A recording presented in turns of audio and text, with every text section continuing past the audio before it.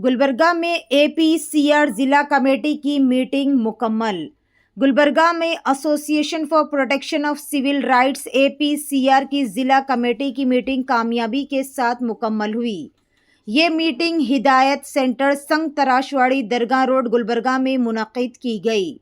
Programme की इब्तिदा APCR जिला सदर डॉक्टर सविता गिरी के PPT प्रेजेंटेशन से हुई। उन्होंने फंडामेंटल राइट्स और ड्यूटीज़ के मौजू पर बात करते हुए दस्तूरी हकूक़, शहरी जिम्मेदारियां और मुआशरे में उनकी अहमियत पर तफसीली रोशनी डाली। इसके बाद खुसूसी खिताब करते हुए मोहतरम सीनियर सिविल जज और district legal services authority DLSA के मेंबर सेक्रेटरी श्री श्रीनिवास नवाले ने कॉन्स्टिट्यूशन और डेमोक्रेसी के मौजू पर अपने ख्यालात पेश किए। उन्होंने दस्तूर की बुनियादी सोच, जमहूरी कीमतों और अवाम की जिम्मेदारियों पर जोर दिया। मीटिंग में APCR के ज़िला कमेटी मेंबर्स ने अच्छी तादाद में शिरकत की। इस दौरान तंजीमी मसाइल, आने वाले प्रोग्राम्स और मुशारती बेदारी के लिए उठाए जाने वाले कदम पर भी गुफ्तगू की गई। ऐसे ही ख़ास और अहम खबरों से अपडेटेड रहने के लिए चैनल को लाइक करें, शेयर करें और फॉलो करना ना भूलें। डिस्ट्रिक्ट लीगल सर्विस अथॉरिटी ಮತ್ತು APCR ಜಾಯಿಂಟ್ ಆಗಿ ಕಾನ್ಸ್ಟಿಟ್ಯೂಷನ್ ಮತ್ತು ಡೆಮೋಕ್ರಸಿ ಬಗ್ಗೆ ಒಂದು ಕಾರ್ಯಕ್ರಮವನ್ನು ಏರ್ಪಡಿಸಿದ್ದು, ಆ ಕಾರ್ಯಕ್ರಮ ನಿಮಿತ್ತ ನಾನು ಮತ್ತು ಮೇಡಮ್ ಗಿರಿಯವರು, ನಿಸಾರ್ ಅಹಮದ್ ಸೀನಿಯರ್ ಜರ್ನಲಿಸ್ಟ್ ಅವರು ಭಾಗವಹಿಸಿದ್ವಿ. ಈ ಕಾನ್ಸ್ಟಿಟ್ಯೂಷನ್ ಬಗ್ಗೆ ಮೂಲಭೂತ ಹಕ್ಕುಗಳು ಮತ್ತು ಕರ್ತವ್ಯಗಳ ಬಗ್ಗೆ ಮೇಡಮ್ ಅವರು ವಿಸ್ತಾರವಾಗಿ ಸದಸ್ಯರಿಗೆ ಹೇಳಿಕೊಟ್ಟಿದ್ದಾರೆ. ನಾನು ಕಾನ್ಸ್ಟಿಟ್ಯೂಷನ್ ಬಗ್ಗೆ ಹೇಳಿಕೊಟ್ಟಿದ್ದೀನಿ. ಕಾನ್ಸ್ಟಿಟ್ಯೂಷನ್ ಬಗ್ಗೆ ಎಲ್ಲವನ್ನ ಹೇಳುವಂಥದ್ದು ತುಂಬ ಕಡಿಮೆ ಸಮಯದಲ್ಲಿ ಸಾಧ್ಯ ಆಗೋದಿಲ್ಲ. ಹಾಗಾಗಿ ಕೆಲವೊಂದು ಉದಾಹರಣೆಗಳ ಮೂಲಕ ಕಾನ್ಸ್ಟಿಟ್ಯೂಷನ್ನ ಒಂದು ಕಾನ್ಸೆಪ್ಟನ್ನು ಅರ್ಥ ಮಾಡಿಕೊಳ್ಳುವಂಥ ರೀತಿಯೊಳಗೆ ಅವರಿಗೆ ತಿಳಿಸ್ಕೊಟ್ಟಿದ್ದೀನಿ.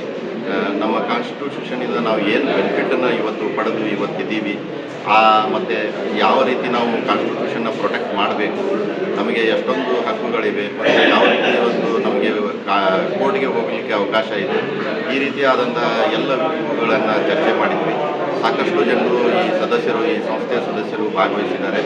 ಅವರು ಸಾಕಷ್ಟು ಪೇಷನ್ಸಿಂದ ಕೇಳ್ಕೊಂಡು ಹೋಗ್ತಿದ್ರು. ಅದೇ ನಮ್ಮ ಕಾನ್ಸ್ಟಿಟ್ಯೂಷನ್ನು ತುಂಬ ದೇಶದಲ್ಲಿಯೇ, ಇಡೀ ಜಗತ್ತಿನಲ್ಲಿಯೇ ಶ್ರೇಷ್ಠವಾದಂಥದ್ದು. ಇದರಲ್ಲಿ ಬರೆದಿದ್ದನ್ನು ನಾವೆಲ್ಲ ಪಾಲಿಸಬೇಕು. ಇದರ ಆಶಯಗಳಿಂದ ನಾವು ಜನರ ಅಭಿವೃದ್ಧಿ ಸಾಧ್ಯ. ಇದರ ಮೂಲಕವೇ ಅಭಿವೃದ್ಧಿ ಸಾಧ್ಯ ಅನ್ನುವಂಥದ್ದು ನಾವು ಮತ್ತೊಮ್ಮೆ ಹೇಳೋಕ್ಕೆ ಇಷ್ಟಪಡ್ತೀನಿ. ಎಲ್ಲರೂ ಇದನ್ನು ಗೌರವಿಸೋಣ, ಇದರ ಆಶಯಗಳ ಜೊತೆ ನಾವು ನಡೆಯೋಣ ಅಂತ ಕೇಳ್ಕೊಳ್ತೇನೆ. ಲಾಭಗಳನ್ನು ನೋಡಬೇಕು. ಇದು 75 ವರ್ಷಗಳ ಕಾಲ ನಾವು ಏನು ಬಂದ್ವಿ, ಆ 75 ಜನರ ಜೀವನದಲ್ಲಿ ಸಾಕಷ್ಟು ಬದಲಾವಣೆ ಮಾಡಿದಂಥದ್ದು ಕಾನ್ಸ್ಟಿಟ್ಯೂಷನ್. ಸೊ ಅದನ್ನು ಬದಲಾವಣೆಗಳನ್ನು ನೋಡಬೇಕು. ಅದರ ಹಿಂದಿನ ಒಂದು ಸಮಾಜದ ಒಂದು ಸ್ಥಿತಿಗತಿಯನ್ನು ಯುವಕರು ನೋಡಬೇಕು. ಅಂದಾಗ ಅವರಿಗೆ ಕಾನ್ಸ್ಟಿಟ್ಯೂಷನನ್ನು ಮಹತ್ವ ಗೊತ್ತಾಗ್ತದೆ. ಬರೀ ಅದು ಸುಪ್ರೀಂ ಕೋರ್ಟು ನ್ಯಾಯಾಂಗ ಕಾರ್ಯಾಂಗ ಅಂತ ಅದು 3 ಡಿವಿಷನ್ ಮಾಡಿ ಅದು ಎಲೆಕ್ಷನ್ ಸಲುವಾಗಿ ಒಂದಿದೆ ಅಂತ ಅಲ್ಲ. ಅದು ನಮ್ಮ ಜೀವನಾಡಿ. ಸಾಕಷ್ಟು ಜನರು ಅದರಿಂದ ಬೆನಿಫಿಟ್ ತಗೊಂಡು ಮುಂದೆ ಬಂದಿದ್ದಾರೆ. ಅನ್ಯಾಯಗಳು, ಅಕ್ರಮಗಳು ದೇಶದ ಸಂವಿಧಾನದ ವಿರುದ್ಧ ಹೋದಾಗ ಸುಪ್ರೀಂ ಕೋರ್ಟ್ ನಮಗೆ ಎಷ್ಟೋ ಸಲ ರಕ್ಷಣೆ ಕೊಟ್ಟಿದೆ. ಎಷ್ಟೋ ಕಾಯ್ದೆಗಳನ್ನು ಅಸಂವಿಧಾನಿಕ, ಅನ್ಕಾನ್ಸ್ಟಿಟ್ಯೂಷನಲ್ ಅಂತ ಡಿಕ್ಲೇರ್ ಮಾಡಿದೆ. ಇವುಗಳ ಬಗ್ಗೆ ಯುವಕರು ತಿಳ್ಕೋಬೇಕು. ಅಂದಾಗ ಮಾತ್ರ ಅವರಿಗೆ ಸಂವಿಧಾನದ ಬಗ್ಗೆ ಗೌರವ ಒಂದು ಬರ್ಬೋದು ಅಂತ ನಾನು APCR की नई कमेटी का फॉर्मेशन 13 दिसंबर 2025 को हुआ। अब उसके बाद हमारा ये पहला पूरे कमेटी का जो फॉर्मेशन होने के बाद कॉन्स्टिट्यूशन के लिए लेकर हमने ये प्रोग्राम करे। अब ये प्रोग्राम आजकल कॉन्स्टिट्यूशन जो है टॉक ऑफ द टाउन है।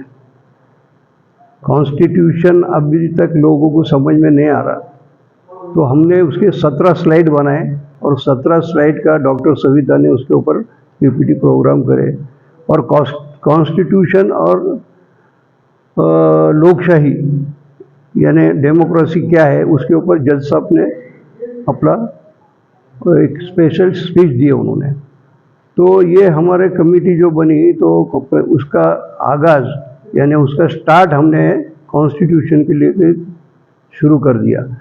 और हमारे हर 2-3 महीने में मीटिंग होंगे, क्वार्टरली मीटिंग होंगे, उसमें काम देंगे हम। अभी RTI के वर्कशॉप होंगे, आर्टिफिशियल इंटेलिजेंस का अप्रैल के अंदर हम वर्कशॉप करने का सोचे।